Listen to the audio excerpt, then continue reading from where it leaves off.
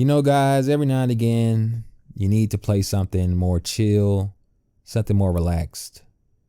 And what's more relaxed than a Lego game? Lego City Undercover. Originally a Wii U exclusive, but now it's practically ported on everything. And I gotta tell you, this game is really something else. But should you play Lego City Undercover? Well, let's find out. In Lego City, you play as Chase McCain, a cop that previously worked in Lego City who has now returned in order to take down Rex Fury, his arch enemy, who he previously put away before in the past, except only a few people seem to know that. Chase will go all around the city, finding different clues and trying to figure out what Rex is up to. Chase will have to work with different police officers in order to get to the bottom of what's going on in Lego City. And one of the biggest things he'll have to do is go undercover. This being a Lego game, everything is comedic.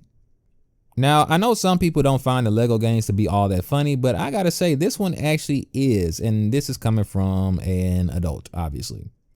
Children, I would imagine, would find any Lego game funny, to be honest, but this one has enough references for people who are a little bit older. So this being a cop-based game, you're gonna have a lot of movie references to old school cop movies, even stuff like The Matrix.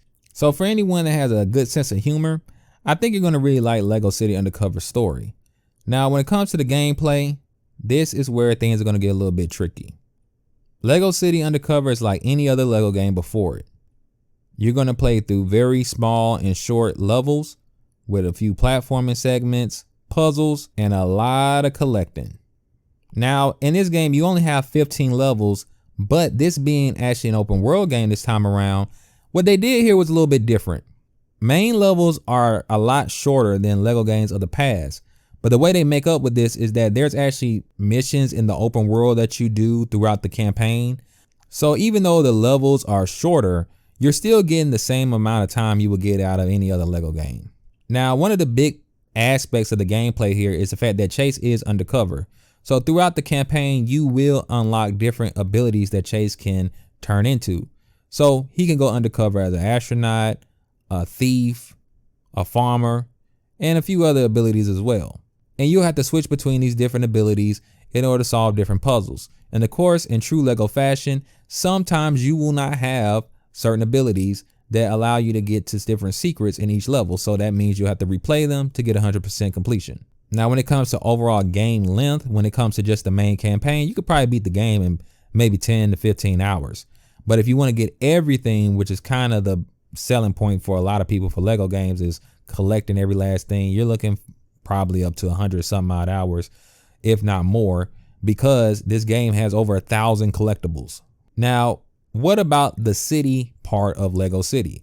The city is well designed, although there are some areas that when you try to fly around, it kind of like makes you not fly in that direction, because I guess they didn't finish that part of the level. But outside of that, if you play any other open world game, you're going to be doing familiar things. Driving around the city, there's a lot of different things you can interact with in this game. Now, this isn't GTA, so you're not going to be, going around and shooting people and stuff like that. This is a Lego game. So what are the outside activities you do? In this game, you can interact with the world. So you can go up to different booths and play little mini games, interact with different types of environmental puzzles. There's one of the things I enjoyed about the game the most was the farmer ability. Once you unlock that, you have these parkour areas where you can jump on top of buildings and you have to glide to different parts of the map and see if you can make it there. There's races you can do. There's a whole thing where you have to collect these pigs for the farmer. And of course, there's just tons of little secrets and Easter eggs throughout the entire city.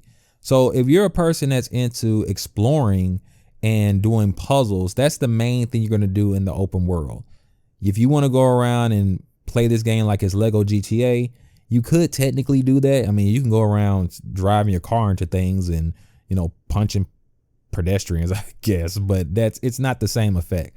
So anyone worried about like looking at this saying, oh, it is Legos, but it's an open world game and you can do stuff. If you have children, don't worry. This is still a game for kids. And also, forgot to mention this too. Speaking of kids, a lot of people that have kids or they have children with siblings, This game is co-op.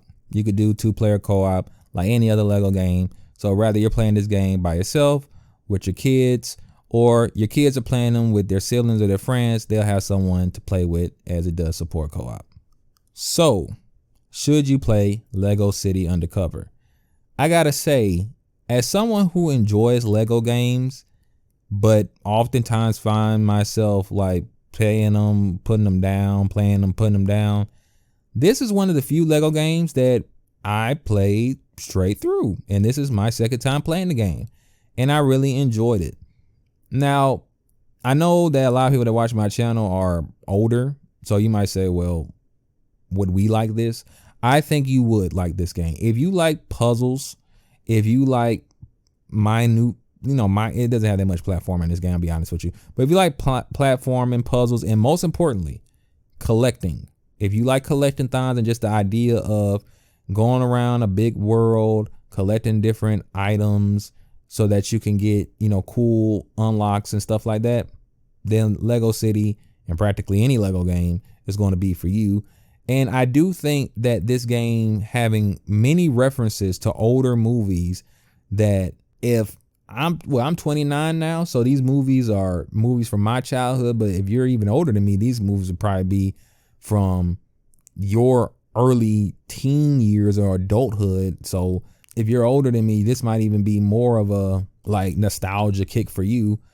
Then I think you will enjoy it, especially playing along with your children. Now, like I said, if you're someone like me that likes relaxing games, I find Lego games relaxing. They're not something that you have to put a bunch of thought into. They're something that you could just turn on, have fun, listen to the silly dialogue, play a quick level, turn it off if you want to, or keep playing if you feel like it. I think these games are perfect for people who are into that type of stuff.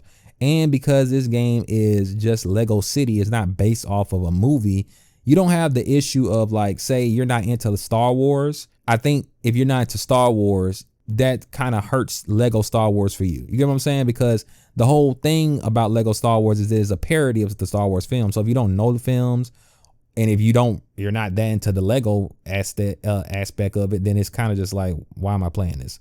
This being just generic city with solely unique story to its own, I think it can get more people. So is there any cons? Is there anybody I wouldn't recommend this to? I wouldn't recommend this to anybody that just simply wants something more complex. If you don't like simple games, if you don't like something that's for kids, then you're not going to like Lego City Undercover. I think you probably already know that, but that's the whole point of the Should You Play reviews. I have to answer the questions, who would this be for and who would it not be for? So if you're someone who isn't into collectathons, you're not into platforming, you're not into goofy dialogue and fun stories that don't take long to beat and something you can enjoy for a quick hot second, then don't play the game. It's not for you. The game is often on sale though. So if you've ever thought about playing it, just in case, you just wait for a sale. You can find the game on sale for like $5 digitally. I'm pretty sure the physical copy is like $20 if you want to go for that instead. So yeah, I would recommend Lego City Undercover though for people who have never played a Lego game or are curious about them though. I would recommend it to you, but if you know deep down inside that you just don't like fun games because they're not going to challenge you, because it's not going to challenge you. I'm telling you, if you're an adult, the most challenging part of this game, if anyone's ever played and beat it, is the final puzzle. There's like a puzzle at the end of the game where you have to like turn knobs. I'll probably put it on the screen if I remember to record it. You turn knobs to it's like a pipe puzzle. You play plenty of games have them. BioShock 1 had it. But this game introduces this pipe puzzle out of nowhere, and it's not even complex. It's just so complex that any other puzzle in the game, I actually got stumped. I was sitting there like, oh, this is actually challenging me, and it's not even hard. It's just that everything else was so easy. I just got stupid. I don't even know why I'm rambling about this. I just think it's funny. But anyway, long story short, I recommend Lego City Undercover. But if you do not like Legos, you don't like goofy humor, and you don't like collectathons, avoid it. I hope this plan of yours works, Blue. Are you free, man? No, I am not Freeman. His lawyers might be watching.